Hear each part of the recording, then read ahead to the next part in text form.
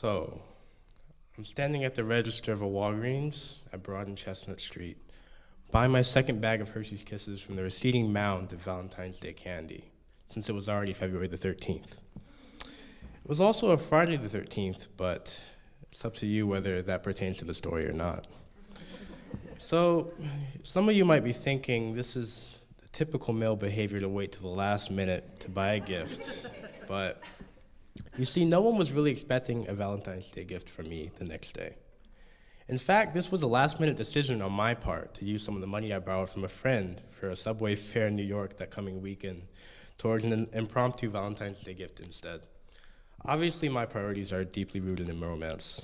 So I bought the chocolates, but I need some sort of packaging up to the task of winning this girl. Well, what girl, you ask? This is the girl I try not to stare out for 3 hours during orchestra rehearsal. A couple of weeks ago, she lost her wallet while we were traveling to New York for a violin lesson, and I lent her some money to get the train ticket home, and after that, I just fell in love. Not that she knew that, of course.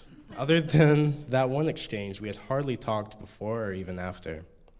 So here I am in line waiting to buy the Hershey's Kisses when I realized, I don't have anything to give them to her in. So I ran out of line and I found the very last Valentine's gift bag in the store. It was in danger of being crushed by other non-important, non-Valentine's Day products. So I'm here, I'm very optimistic, I got the chocolates in the bag, but as the moment of truth drew nearer, I started to wonder and fear the thought that the girl I dreamed of might not even like chocolate. So this made me wonder what business I really had getting her a Valentine's Day gift in the first place. But I ran out to another drugstore and found some caramel sweets and Skittles, because, who doesn't like those? This might be a good time to say that I was planning on seeing her that night rather than Valentine's Day, since I was supposed to go to New York early the next day. So I've got everything, right? The bag, chocolates, the candy, and oh crap, I forgot the card. So I'm back out the door to Walgreens for what must have been the fourth or fifth time. And I might add that this was the weekend of the 0-degree weather on the East Coast, so I really like this girl, right? So the card was a bit of a problem, though, since we weren't in a relationship and she wasn't aware of my feelings for her. So I'm looking past all the cards that say, there's 1,000 reasons why I love you, and here's 3. And what you mean to me can't be said in words, but here are some words I bought with money. I went with the simplest, most accurate card for the status of our relationship. A card with Snoopy from Peanuts on the front, but didn't reveal explicitly what I felt for her. It just said, hope you have a great Valentine's Day. Then I spent 10 minutes in my room trying to write a little note at the bottom because my handwriting sucks. So now the gift is finally ready. And I showered after all that running around and dressed up to meet her. I went to her dorm and waited on the couch.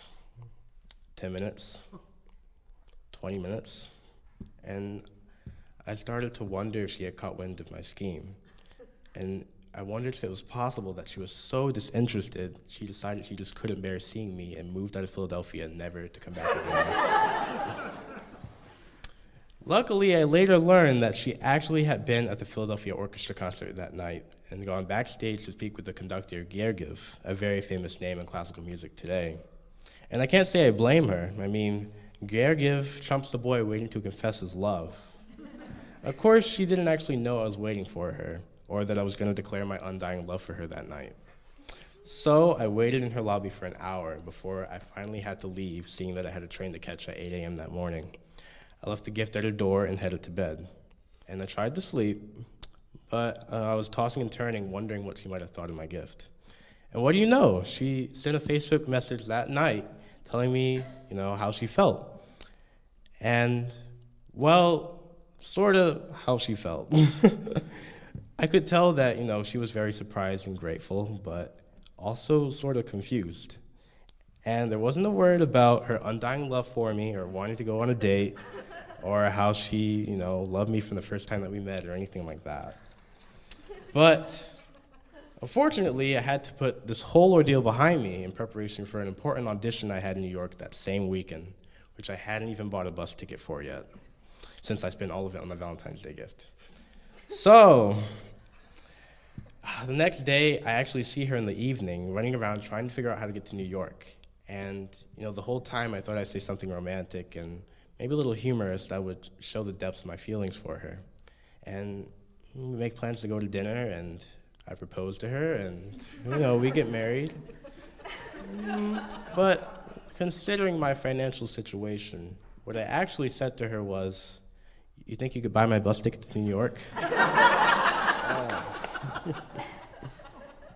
So needless to say, that was pretty much how it all ended.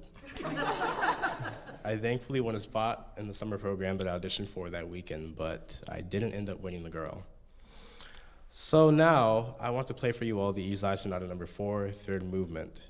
It's a very frantic piece, just as frantic as I am when I'm blindly in love. And though it's feverish, it's very calculated in the notation and harmonies, much more so calculated than I am in courtship.